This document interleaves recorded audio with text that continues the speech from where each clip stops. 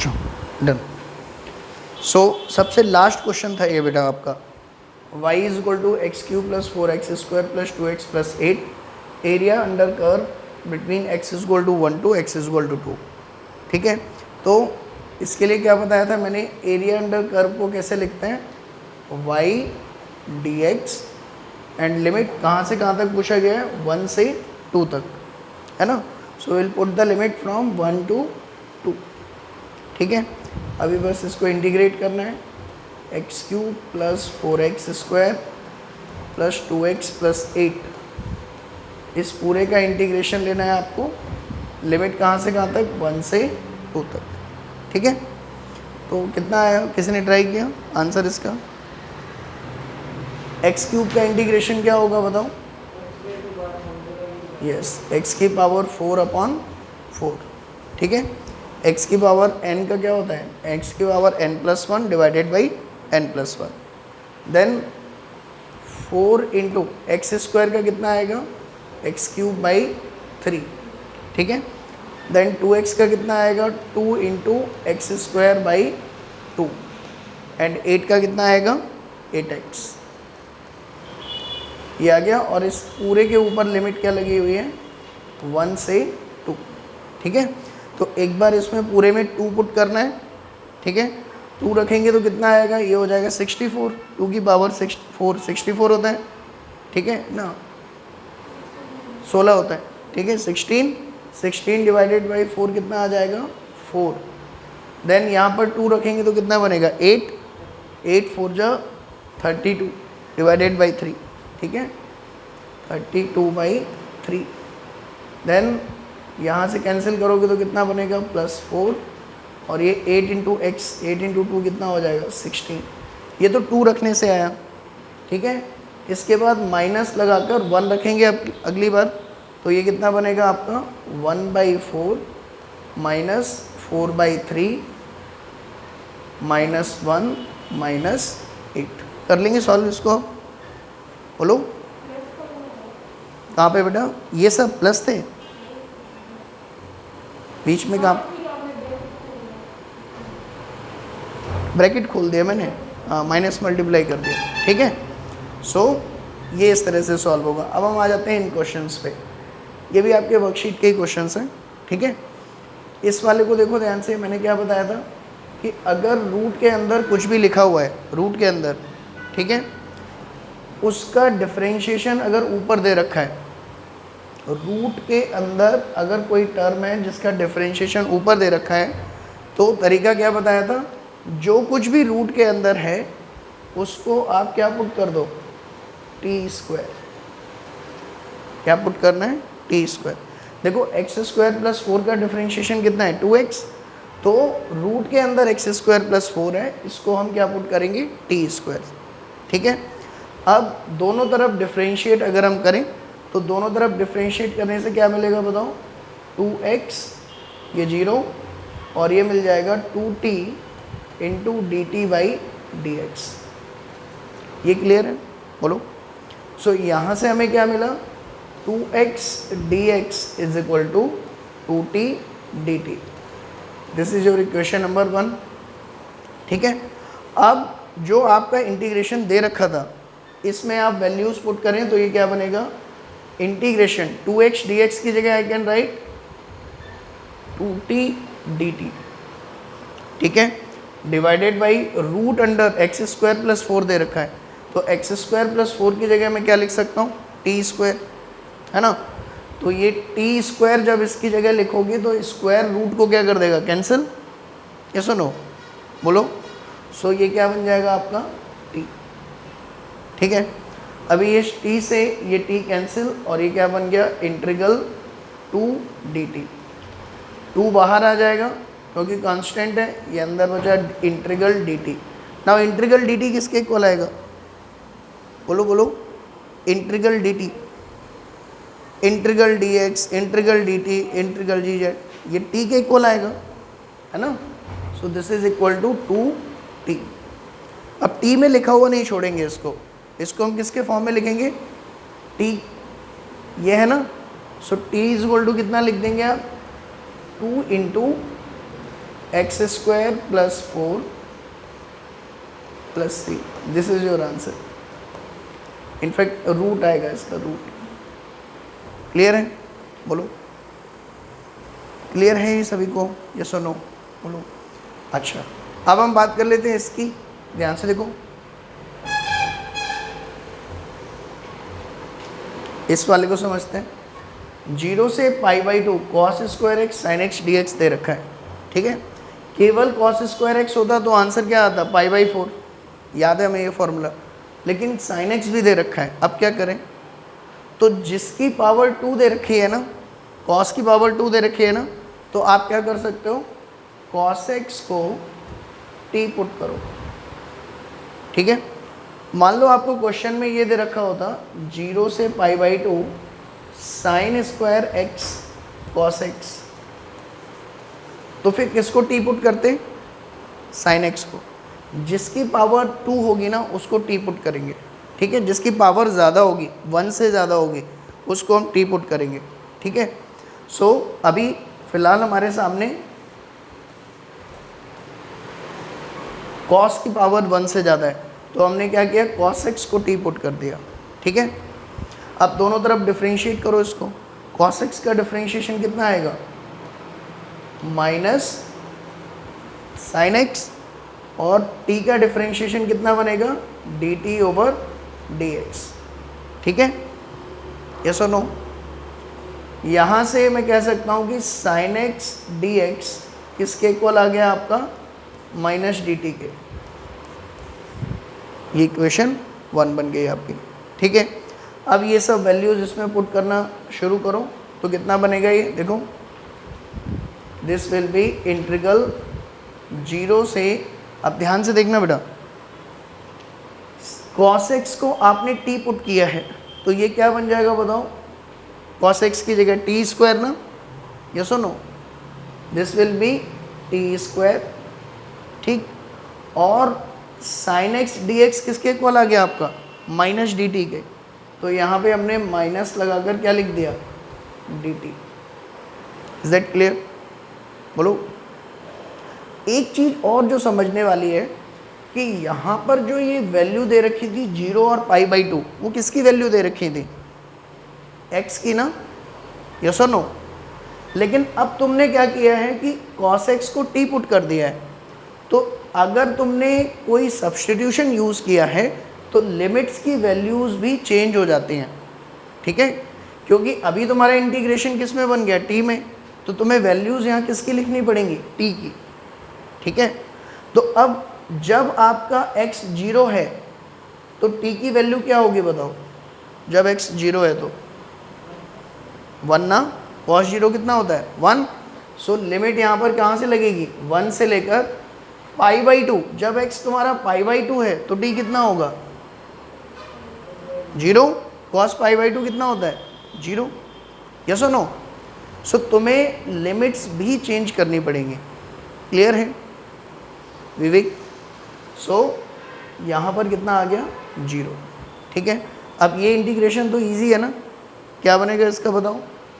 Minus t cube divided by 3 plus c, ठीक है। अभी लिमिट कितना लगा हुआ है इसमें बताओ? 1 से 0। तो पहले 0 रखोगे अगर तो कितना आएगा? ये 0 हो जाएगा, c बचेगा केवल, माइनस, अब 1 रखोगे इसमें तो कितना बनेगा? -1/3 प्लस सी। तो ये c से c कैंसिल आउट हो जाएगा, माइनस माइनस मिलके कितना हो जाएगा? +1। Is that clear? So this is the answer. Clear है? बोलो। देखो ये इंटीग्रेशन इवन आपके +2 लेवल के हो गए हैं, ठीक है। क्यों मैंने लेवल बहुत हाई कर रखा है? ताकि अब अगर इजी इंटीग्रेशन आएंगे ना, अब तुम्हारे सामने अगर ये इंटीग्रेशन आ जाए, इंटीग्रल x² + 2x, तो इसे देख के डर लगेगा क्या तुम्हें? अब बोलो, नहीं लगेगा ना? क्यों तुम इस तरह के कर रहे हो, ठीक है। सो जब भी लेवल हाई करके पढ़ते हो ना, हो सकता है उस समय दिक्कत हो रही हो पढ़ते समय, लेकिन जब एक्चुअल लेवल आएगा ना तो वो बहुत इजी लगेगा तुम्हें, ठीक है। ये साइकोलॉजी होती है।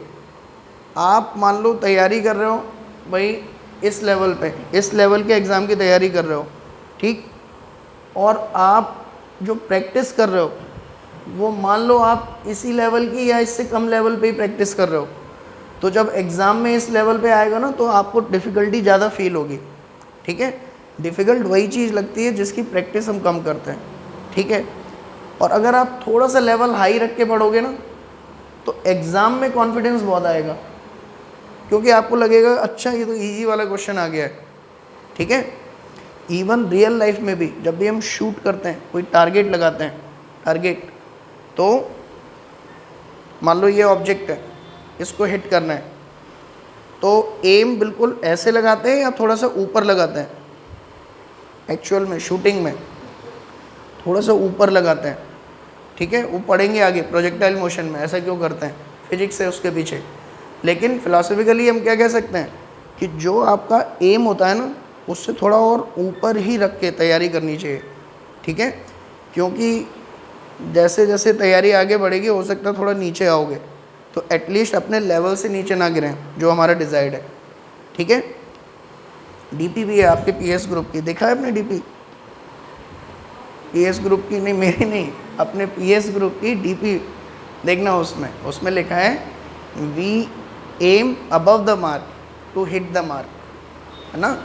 थोड़ा सा ऊपर चलते हैं हम लोग ताकि अगर हम अपने एम को अचीव करना है तो, ठीक है। सो उसमें अपना ध्यान रखो। इसको बंद कर लेते, वरना बंद कर ले, वो चल गई, एसी चल गई।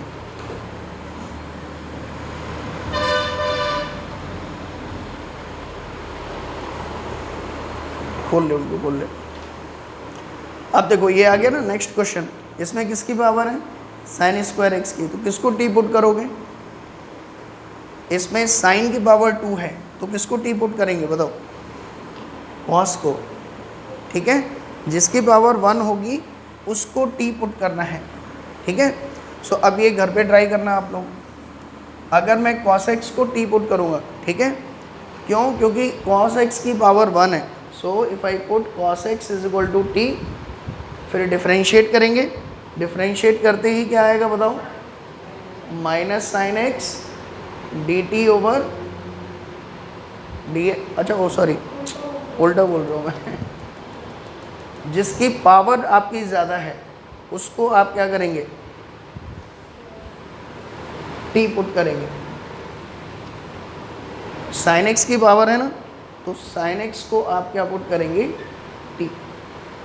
क्लियर? सो साइन एक्स को टी पुट करते ही ये क्या बनेगा आपका? Cos x, and it will become D t over D x, ठीक है। देन फिर वही प्रोसेस है पूरा, कॉस एक्स डी एक्स आपका किसके इक्वल आ गया? डी टी के, फाइन। अब उसमें वैल्यू पुट कर देंगे तो कितना बनेगा? साइन स्क्वायर एक्स की जगह t square, cos x d x की जगह we can write d t. Limit बता सकता है आपको कितनी होगी?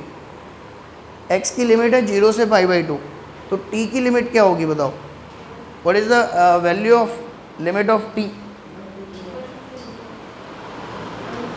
उस रिलेशन से sine x is equal to t से पता करने की कोशिश करो।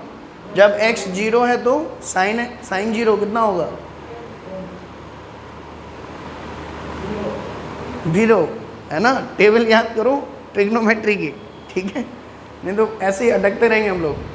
ये 0, ठीक। जब t की वैल्यू x की वैल्यू π/2 है तो ये कितना हो जाएगा? साइन π/2। साइन π/2 कितना होता है? 1, ठीक है। अब हो गया, इसमें तो कोई दिक्कत है ही नहीं। ये क्या हो जाएगा? t³/3 और लिमिट आ जाएगी 0 से 1, दैट इज 1/3 माइनस 0, ठीक है। कर लेंगे इस तरह के क्वेश्चंस। चलो इसका बताओ जरा आंसर क्या आएगा? 1/x² + 4, मैंने बताया था तुम्हें, याद करो एक फॉर्मूला, 1/x² + a²। कुछ 10 से इसका कुछ रिलेशन है, 10, याद करो फॉर्मूले क्या था? अगर आपको ये दे रखा है 1/x² + a², तो आंसर क्या होता है? tan inverse x/a multiplied by 1/a। ये इसका इंटीग्रेशन होता है, ये फॉर्मूला है, इसको याद कर लो, ठीक। ठीक है।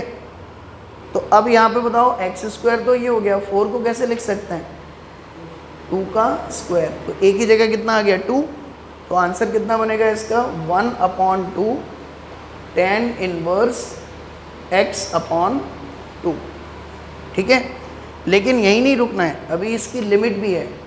लिमिट कहाँ से कहाँ तक है, 0 से 2। तो पहले 2 रखो जरा इसमें, 2 रखेंगे तो कितना बनेगा बताओ, अगर 2 रखेंगे तो ये कितना बनेगा 1/2 tan इनवर्स 2/2। ठीक है, फिर एक माइनस लगाएंगे, अब 0 रखेंगे तो कितना बनेगा 1/2 tan इनवर्स 0/2। ठीक है, नाउ ये 2/2 क्या बनेगा बेटा, 2/2 1 tan इनवर्स 1 की वैल्यू क्या होगी, मैंने सिखाया था tan इनवर्स 1 मतलब किस एंगल का टेंजेंट 1 के इक्वल आता है, 45 का, है ना। सो tan इनवर्स 1 किसके इक्वल आएगा आपका 45, और उसको हम लिखते हैं रेडियन में, दैट इज π/4। पाई मतलब 180/4 45। ठीक है, माइनस ये कितना आएगा बताओ tan इनवर्स 0, tan इनवर्स 0 किसके इक्वल आएगा 0 के। ठीक है ना, so it will be 0, so answer is π/8 is the answer. ठीक है, बोलो नेक्स्ट, देखो और इजी आते जा रहे हैं। अब sin x cos x dx, इसको कैसे करेंगे बताओ, अब क्या करें बताओ, दोनों की पावर 1 है, तो किसी को भी t मान लो जो तुम्हारा मन करे, है ना। अगर दोनों की पावर 1 है तो किसी को भी t, किसको t माने बताओ, बोलो, साइन को मान लें, साइन को मान लें, तो sin x को अगर मैं t मान लेता हूँ तो डिफ्रेंशिएट करूँगा तो कितना मिलेगा cos x dt/dx। ठीक है, अभी क्या मिल गया आपको cos x dx = dt।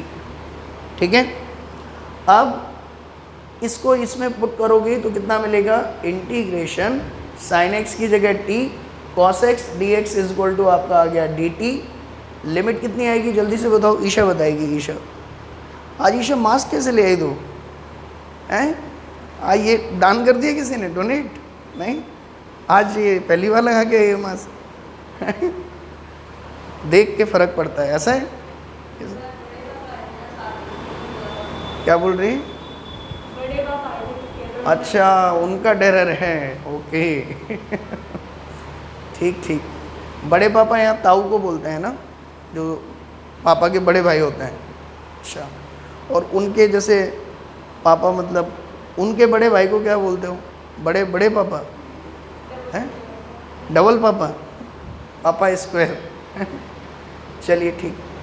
ये अब बताओ लिमिट कितनी आएगी, sin x को t माना है आपने, तो x की वैल्यू जब 0 होगी तो t कितना होगा 0, और x की वैल्यू जब π/2 होगी तो t की वैल्यू कितनी होगी 1। ठीक है ना, सो ये 0 से 1। अभी ये कितना हो गया बताओ, t² / 2। ठीक है, लिमिट आप रख देंगे 0 से 1, 1/2 - 0 दैट इज 1/2 आंसर। ठीक है, डन। चलो इसके बाद क्या था अपना, इसी में था क्या नीचे कोई, नहीं अगले स्लाइड में था। चलो ये बताओ जरा इसका क्या आंसर आएगा। अब देखो इजी इजी आने लग रहे हैं अब धीरे धीरे। इसका क्या आंसर आएगा बताओ, x की पावर कितना है 1/2। एकदम से √x देख के ना मन सा घबराता है, ये √x है, ठीक है, कुछ भी नहीं। x की पावर कितनी है 1/2, तो फॉर्मूला अप्लाई करो इसमें, x की पावर 1/2 + 1 डिवाइडेड बाई 1/2 + 1 कितना आ जाएगा, x की पावर 3/2 डिवाइडेड बाई 3/2, 2/3 x की पावर 3/2। क्लियर है, बोलो हो जाएगा ये, बोलो। चलो अब इसके बाद देखो cos² x, ये तो हमने सीख ही लिया है बहुत बार। कितना आता है आंसर इसका π/4, ये तो याद ही हो जाना चाहिए अब। ठीक है, ये भी कितना आएगा आपका y/4। ठीक है, कैसे करते हैं ये हम देख ही चुके हैं पिछली क्लासेस में। ठीक, चलो इसका बता दो जल्दी से, क्या आएगा answer? sec² x divided by 10x का इंटीग्रेशन dx। एक रूल होता है, उसको याद करने की कोशिश करो कि अगर नीचे वाले का डिफरेंशिएशन ऊपर लिखा हुआ है, एक रूल हमने पढ़ा था कि अगर नीचे एक फंक्शन है f(x) और इसका डिफरेंशिएशन ऊपर लिखा हुआ है f'(x), ठीक है ना, तो ये किसके इक्वल होता है आपका? log f(x) के इक्वल। ठीक है, बोलो।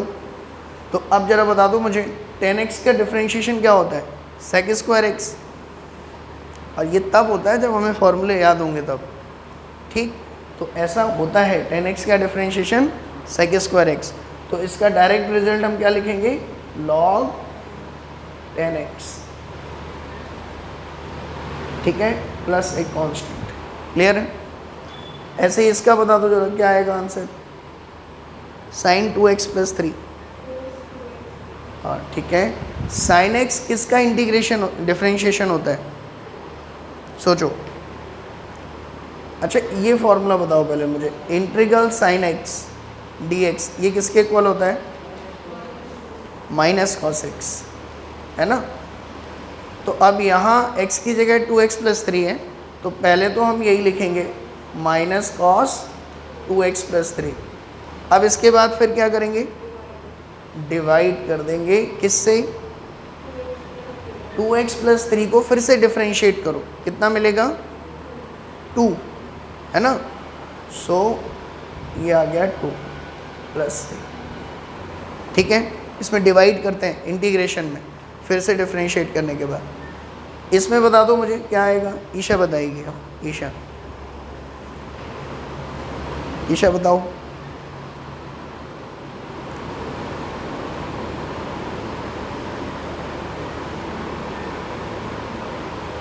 इसका फॉर्मूला क्या होता है ईशा? ईशा पता क्या सोच रही है? ईशा सोच रही है कि फिजिक्स कब स्टार्ट होगी है ना, होने वाली है, जल्दी ही होने वाली है फिजिक्स स्टार्ट। इनफैक्ट आज के लेक्चर में आपको फिजिक्स का टच मिलने लग जाएगा।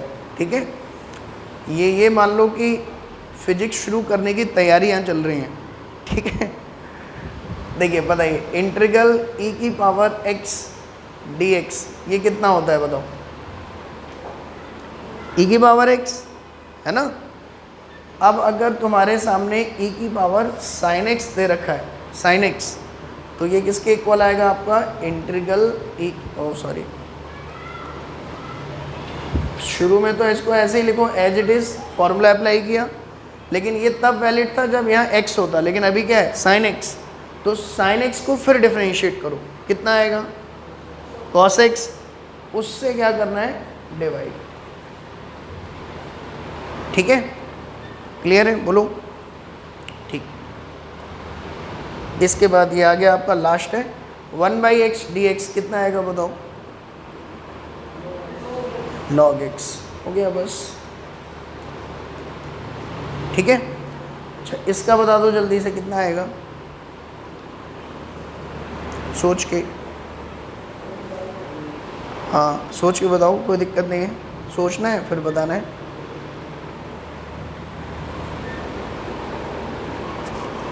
बताओ बताओ, आराम से बताओ। ये देखो कि जो नीचे है उसका डिफरेंशिएशन ऊपर लिखा हुआ है,